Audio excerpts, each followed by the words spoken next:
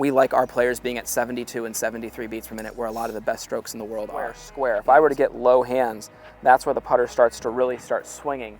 The goal of being able to put that ruler down, nail it on the first try, and that just says that reading it great, especially reading the greens properly, and being able to connect to that line and line up to that line and have a process that does that is a huge, huge part of it.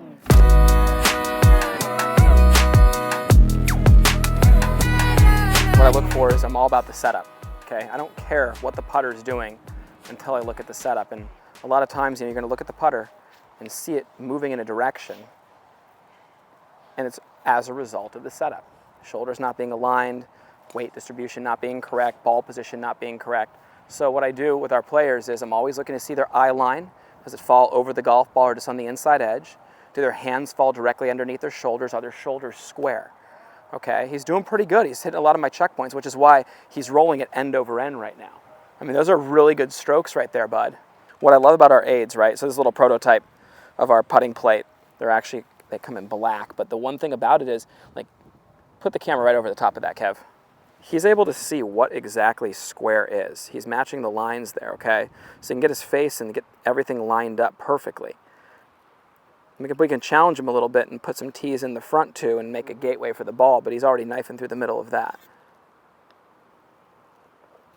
When the hands get up a little bit, if you were to get handsy from here, the putter actually will stay more square. If I were to get low hands, that's where the putter starts to really start swinging, and the weight of the putter, the engineers didn't make it to sit like this, so that's where the putter will start wavering.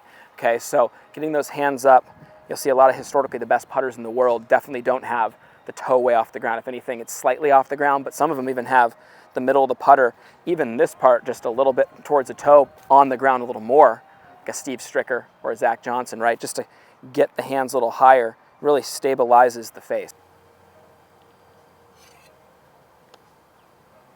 Good. What I like about the straight putt, no matter what, this is the most simple. 5 inches of the backstroke should be dead straight before it naturally starts to arc. So we've painted that picture for the golfer. Now what I love about this, I just give Luke this ruler and I tell him, hey buddy, read the putt, tell me where you'd play it. So now this is kind of a test. He's actually getting a chance to see how his green reading is. Okay, so we're gonna quickly learn if he's picking the right line or if he can keep it on line and making the right stroke. So it gives me feedback as his coach as to what's going on. My mentor always told me, and I love this, Todd Sones, great putting coach, he told me, you know, the real bummer about having a perfect stroke and hitting it on line every time is if you don't read the greens correctly, or you pick the wrong line, or you don't aim correctly to the line you picked, you're gonna miss 100% of your putts. But reading the greens properly and being able to connect to that line and line up to that line and have a process that does that is a huge, huge part of it.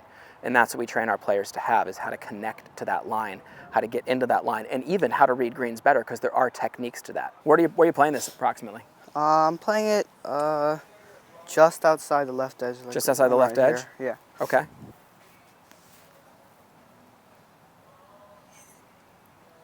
That was a good stroke. Our players know that on average on tour, the pace of a stroke is between 70 and 75 beats per minute. Get that on a metronome. We like our players being at 72 and 73 beats per minute, where a lot of the best strokes in the world are. You know, you just get the 1, 2. You memorize that. Sometimes that count can be a beautiful thing, because instead of thinking about missing a really important 3-foot putt, you can focus on your count, and then the consistency remains because you're committed to the putt the whole time. That's why I like these straight putt no matter what and the putting plate. It gives you some freedom to work on rhythm. This is a train track for your putting stroke right here. The only other thing that you have to do besides keep it on that track is keep a nice, decent count going, right? Nice job, Luke.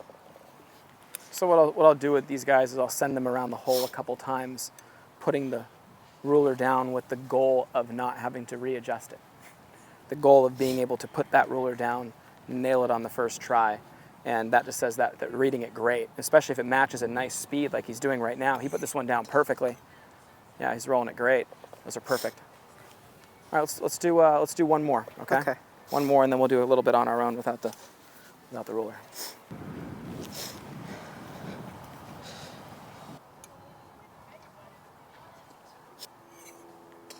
Putter's going back really nicely. Good job, Luke. And see how we're practicing a lot of putts inside, you know, the 10-foot range. I mean, really specifically, we try to stick to 5-6 feet. It's just enough to where You got to work hard to make it, but it tells you a lot about how you're hitting it. You know, if you're hitting it online, even you can learn a little about the speed. Obviously speed, we work on that from 30 feet plus. We don't really work on the mid-range putts too much because it's just, you know, they're small make percentages and they're not even giving you accurate feedback to your line. These putts right here don't have a lot of time to get bumped off line, so you can actually get some feedback as to if you're hitting it online. One piece of advice I have for all my players with their green reading is to not stay on top of the golf ball right next to it and read the green. Step back a good 10 feet behind the ball and really get a good look at the putt as a whole. You know, you're gonna be able to see the beginning half of the putt as well as the end when you're right on top of the ball. After you mark it and you stay right there, you're just seeing the very end, which, yeah, it's important, but you're not seeing where to start that thing. So, you know, having him back up right there, he'll be able to see some of those reads that maybe he wasn't seeing on the first couple of putts. Good job, buddy. Okay. Another one over there. Here. Nice job, buddy. Hey, Luke, you killed it. Thank you. And I play a game with them, like 9 holes, no 3 putts for 9 holes, and pick nothing but 30 to 60 foot putts. When we play a game like, you know, you have to do 9 in a row. If you 3 putt once, you have to start over. It's fun. You know, these guys get competitive while they practice. And then a lot of times I like to grab a putter and play them in a putting contest. For some reason, these kids love to beat me.